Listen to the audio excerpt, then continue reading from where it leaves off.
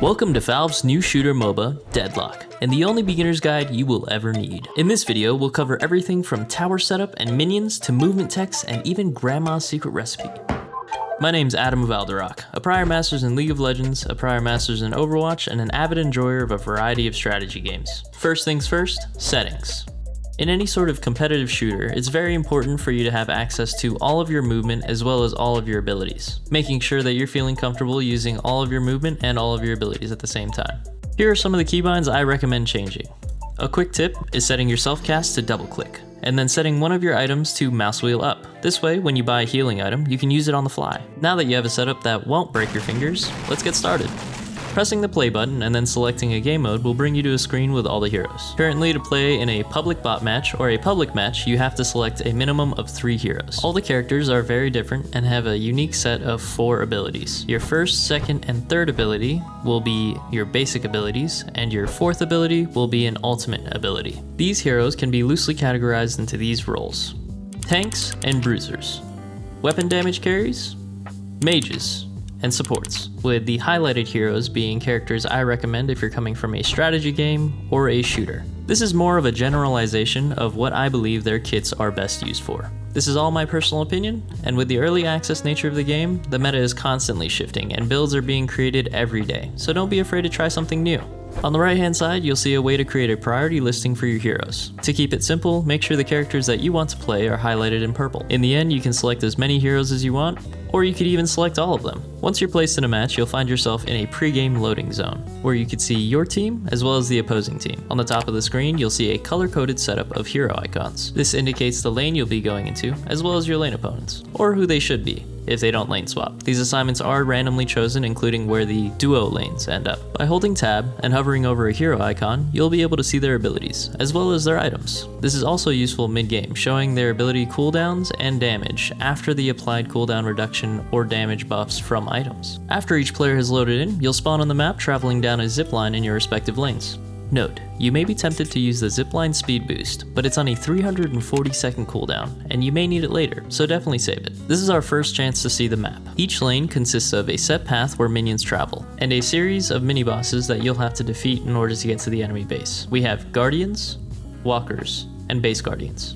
Once you enter the base area on both sides, there are 2 shrines, and the patron, which has 2 forms, a healthy form and a weakened form. Like most MOBAs, the goal is to push to the end and destroy the enemy patron. A quick side note, objectives within the base can heal. This means that any damage applied to outer guardians or walkers is permanent. Now that you have an idea of what you can find in each lane, let's get into the early game.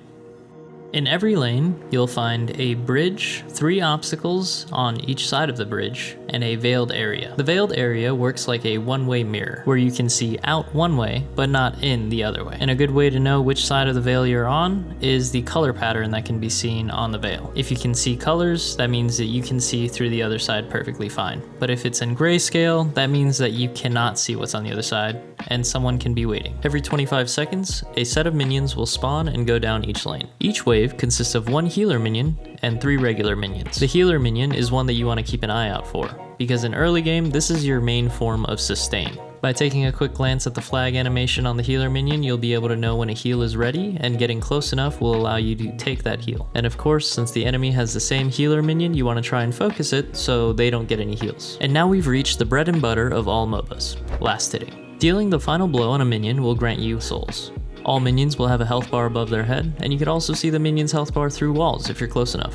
Sometimes it's a little bit harder to get into the line of sight of an enemy minion when they're about to die. Luckily, the game has an implemented grace period, where the minion goes into a dying state animation. This animation lasts about a second, but it allows you to get that last hit on a minion right before it disappears. Each minion starts out the game worth 75 souls, gradually increasing over the course of the game. And now you may be wondering, hey wait, I'm only getting half of the orbs whenever I last hit a minion? I'm getting scammed! Where's the rest of it? Whenever you or an ally deal the final bit of damage to a minion, a soul orb will appear. It's very important to know that at 10 minutes, the minions in the lane no longer give half of the souls upon their death. Instead, all of their souls are encapsulated in the soul orb that comes out of them. Now there are a couple ways to secure this orb. You can actively secure the orb by punching or shooting the orb, or you can passively secure the orb after it collides with an obstacle or after a brief period of time. Why does this minigame exist? Introducing Denying. Lord have mercy, I'm about to bust. These soul orbs are seen by both teams. Whenever your team last hits an enemy minion, the soul orb that comes out will be blue. Whenever the enemy team last hits your minion, the soul orb that comes out will be orange. And by shooting or punching the enemy soul orb, you can not only deny the enemy of the souls that they would have received, but you can also gain those souls yourself. And if you're ever a little confused about which souls to prioritize, always prioritize the orange souls. And now this may be a little concerning for those of you that don't really trust their aim or feel like they have bad aim. This is where punching comes in. By dealing the last bit of damage with a light melee or a heavy melee, you can secure not only the kill souls for that minion, but also the soul orb that would have come out. Adam, why do we need all these souls anyways? Deadlock power progression. While it is true that all the power does come from souls, they can be separated into two categories. The first that uses total soul count, and the second that uses current soul count. Now in most games, experience and gold are separated into two mechanics, whereas in Deadlock, both of these power mechanics are encompassed by souls. It is important to note that you do not have any passive soul income, so you can't really just wait in the shop for a couple extra souls. Let's start off with the total soul count. These are basically soul milestones, and at these checkpoints you'll essentially level up. Each level up will give you a variety of things, such as a new ability unlock, base stats, or an ability point. This diagram can be found by going to the Heroes tab and then selecting the icon here next to the hero's name. Every hero has the same soul requirement for each milestone. The only thing that changes between hero to hero is the increases that they receive in their base stats. Every player will start the game with one basic ability unlock, unlocking their second basic ability at 400 souls, and then their third basic ability at 1.5 thousand souls. Finally, you will unlock your ultimate ability at 3,000 souls. This is very important to know because at 3,000 souls, if the enemy unlocks their ultimate ability, you might not have yours. And of course it's called an ultimate ability because it's very strong. So make sure you're keeping an eye on that total soul count at the top of the screen so you don't get caught off guard. Now I do want to touch on the AI just a little bit here. All of the objectives, minions, and monsters will target the closest enemy to them. So you don't want to spend a bunch of time being the closest target.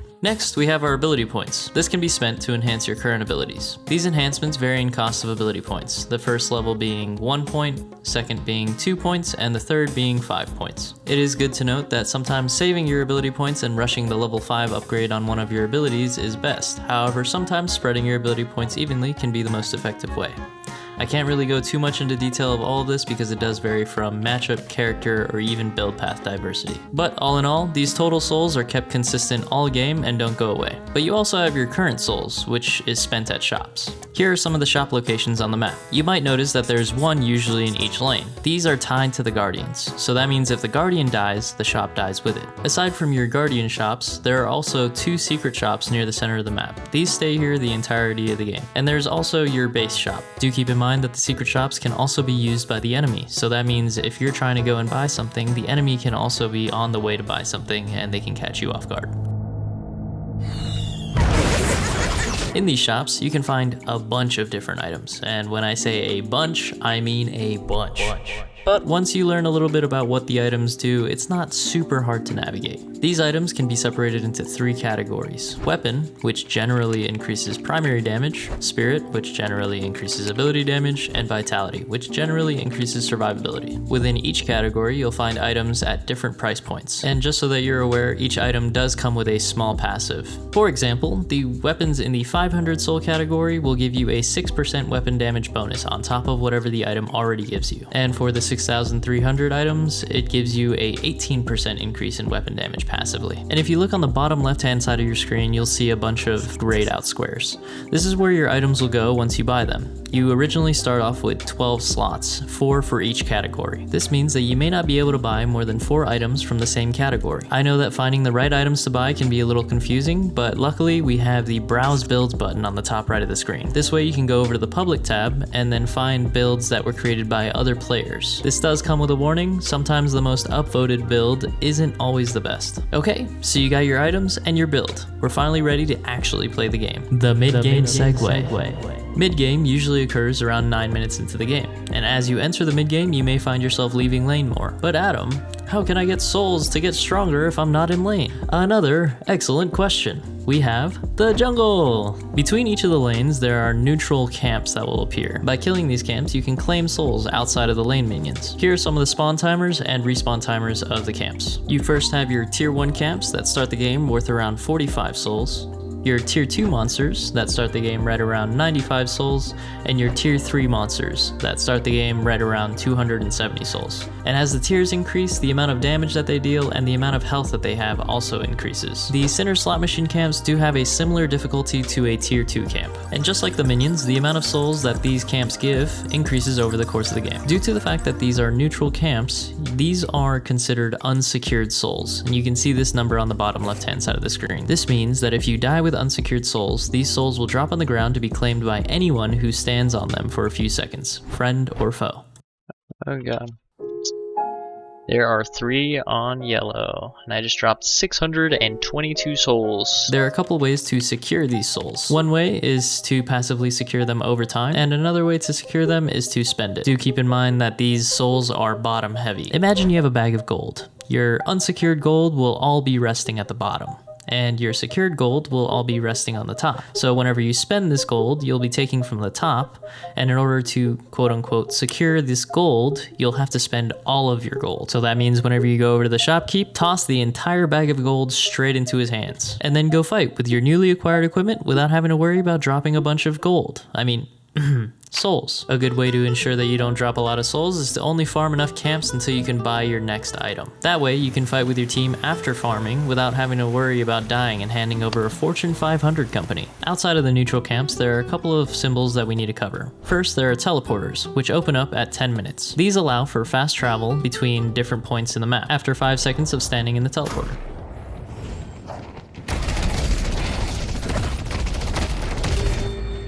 And then there are bridge buffs. These are indicated by the circles on the map. These buffs are very strong, but they only last a short period of time. And now we get to the soul urn. Periodically, after the 10-minute mark, a soul urn will spawn on one of 2 sides. By picking up the soul urn at this icon, you'll get the quest to deliver the urn to the other side of the map. While carrying the urn, you won't be able to shoot your gun, use your abilities, use teleporters, or your items. So make sure you have your team help you deliver the urn. Once delivered, the urn will distribute souls evenly to your entire team, as well as an ability point, and then gives the soul urn carrier a 25% bonus on top. The urn also gives some extra souls that appear after delivery for you or the enemy to secure. So make sure you stick around to secure some extra souls. The soul urn starts at 3,500 souls, and like everything else, increases over the course of the game. And the final icon that we haven't touched upon on the map is the mid-boss.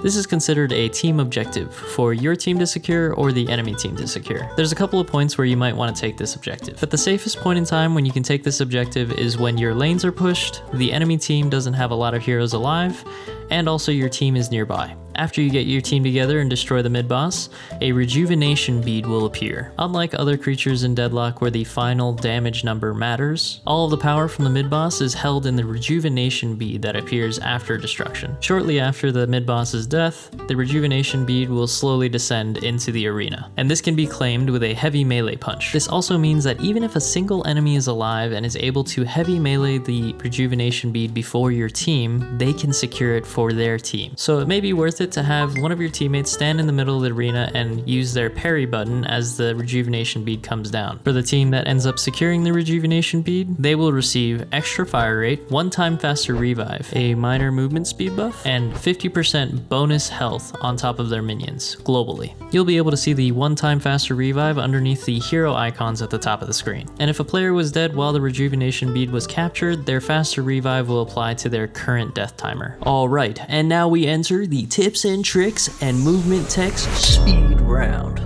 Let's go. In the early game, for most characters, your heavy melee is the highest DPS that you can achieve. To clear camps quickly, standing inside of one of the monsters will allow you to hit multiple monsters at the same time, improving your clear drastically. And if you're a little low and you can't melee minions, you can do a corner peek. By putting your character right up against the wall and peeking around the right-hand side, your character will automatically lean. Doing this correctly will allow you to farm the camp without the camp doing any damage back. And like I said earlier, your melee is your highest DPS, so why not use it on your opponents? But there is one counter.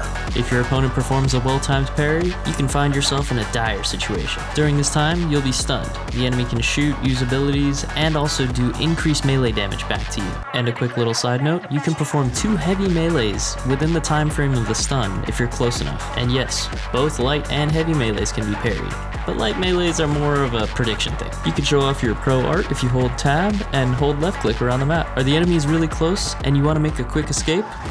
don't trust the zipline. You won't be able to use the zipline if you've been damaged in the last 2 seconds. And for the first 3 seconds of being on a zipline, you'll take increased damage, and almost any damage that an enemy does to you will stun you. You'll know when you're safe when you see this animation here. Did you take a bad trade in lane? Well, good thing you saved that zipline boost. By getting over to safety and using that zipline boost, you can quickly recall back to your base, heal up, buy your items, and get back into the fight. And on your way back, make sure you dismount using your crouch key rather than your jump key. By doing so, you can use abilities in the air while keeping the momentum you had from the zipline. Did you happen to already use your zipline boost? Well, that's okay. If you have an extra 500 souls to spare, you can go into the shop and buy a healing right. This is a very strong early game item, and as long as you don't get hit during the duration of the healing right, you can regen a lot of health and save your lane. If you played the tutorial, you'll know something called a dash jump. This is mainly used for momentum or speed, because the distance that you get from a dash jump is actually the same as using 2 dashes. So if you're trying to get around a corner, using 2 dashes is better. But if you're trying to just make distance or catch up to someone,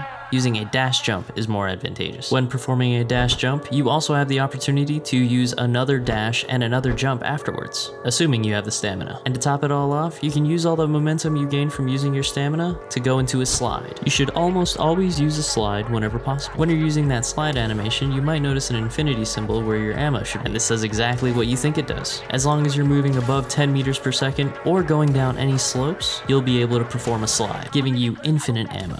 If you're on the right hand side of the map and you're getting a little tired and bored of lane because your opponent is just playing super far back, you can make a quick rotate into the middle, pulling off a gank in mere seconds. When you're moving around the map, you may notice these small gold statues and some crates. Each crate has a chance to drop a minion's worth of souls, and each gold statue has a chance to drop a small permanent stat buff. And lastly, wall jumps. To perform a wall jump, you have to be holding the movement key opposite of the wall. This can effectively allow you to triple jump and get to places you couldn't reach before. If you do this right, you'll hear a sound and you won't be using any stamina. And finally, for the thing that you've all been waiting for, Grandma's secret recipe. If you made it this far, thank you for supporting the channel. This is my very first video, and any feedback would be amazing. My name's Adam Valderock, and I hope you have a beautiful day. Grab.